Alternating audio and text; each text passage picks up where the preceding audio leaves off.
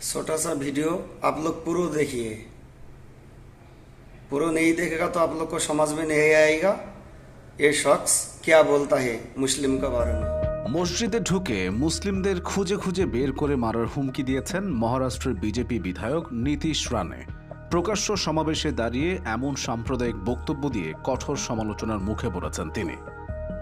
রবিবার দেশটির পশ্চিমাঞ্চলীয় রাজ্য মহারাষ্ট্রের আহমেদনগর জেলায় রামগিরি মহারাজের সমর্থনে এক সভায় বক্তৃতা করার সময় প্রকাশ্যে এমন হুমকি দিয়েছেন নীতিশ রানে।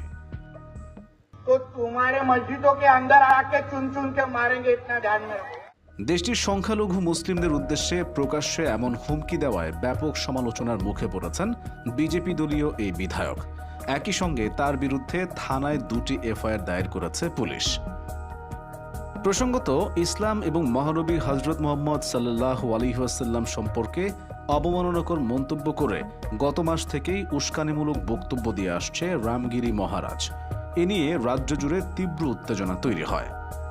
শুক্রবার আহমেদনগরে রামগিরি মহারাজের সমর্থনে এক সভায় নীতিশ রানে বলেন, রামগিরি মহারাজের বিরুদ্ধে কোনো কথা বললে মসজিদে ঢুকে খুঁজে খুঁজে মুসলিমদের মারব, এটা মাথায় রেখো। দেশটির সংবাদ মাধ্যম হিন্দুস্তান টাইমসের এক প্রতিবেদনে এই তথ্য জানানো হয়েছে। এতে বলা হয়েছে, রবিবার আহমেদনগরে এক জনসভায় অংশ নিয়েছিলেন বিজেপি বিধায়ক নীতিশ রানে। ওই সময় তিনি মসজিদে মসজিদে ঢুকে মুসলিমদের ওপর হামলা চালানোর হুমকি দেন। তার এমন সাম্প্রদায়িক মন্তব্যের তীব্র সমালোচনা করেছেন বিরোধীরা। তারা বলছেন, রাজ্যের বিধানসভা ভোটের আগে বিজেপি সাম্প্রদায়িক সহিংসতা ছড়াতে চাইছে। এদিকে বিতর্কের জেরে নীতিশ রানের মন্তব্য দলের নয় দাবি করেছে বিজেপি। নীতিশ রানের কড়া সমালোচনা করেছেন দলের মুখপাত্র তুহিন সিনহা।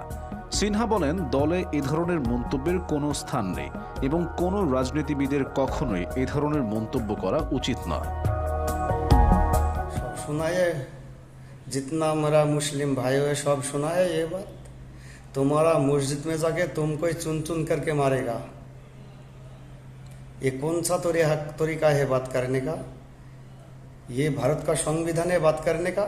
यही बात घूम के कोई मुस्लिम बोलता है तो अभी क्या होता है उसके बारे में आप लोग बोल सकते हैं? मैं सबको बोलता हूँ, यही बात घूम के जब मुस्लिम बोलेगा उसी चीज का ऊपर तो अब क्या असर पड़ेगा दूसरे बंदा का ऊपर? यही हमारा संविधान है भारत में, ये बोलने का तरीका है। ये कुत्ते से कम नहीं है, इसको नाम पे एफआईआर होना चाहिए।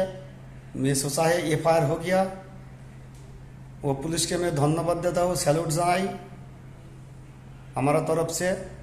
आंतरिक शुभेच्छा उस पुलिस के लिए जिस इसको गिरफ्तार किया, एफआईआर किया।